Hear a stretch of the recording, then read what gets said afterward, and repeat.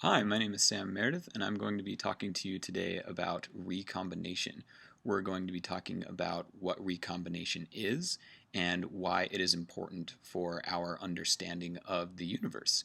And so I made a little bit of a diagram that explains the process of what occurred before and after recombination. And here it is. This dot here represents the early universe before the Big Bang.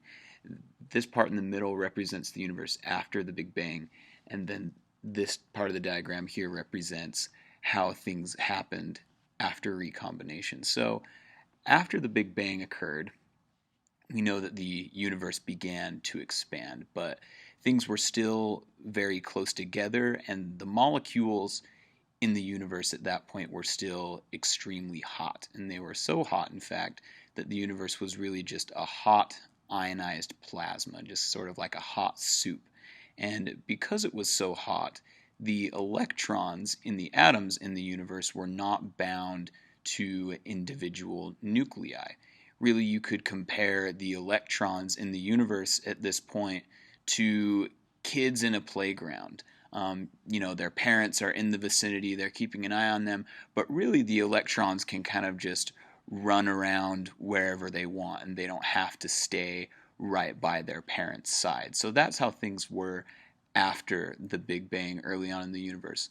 But, of course, the universe continued to expand. And so that's kind of like when the parents decide that it's time for them and the kids to leave the playground. And that's sort of what happened here as the universe expanded. As the universe expanded, the nuclei said to the electron kids, it's time to go.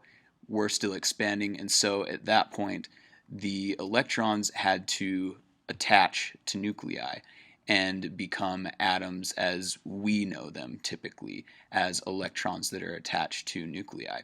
And so after that point, we had electrons that were attached to nuclei comprised of protons and neutrons.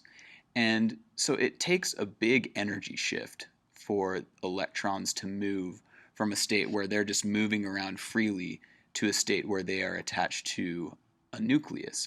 And so what happened when this big energy shift occurred was that photons were emitted, which are represented by these squiggly lines here.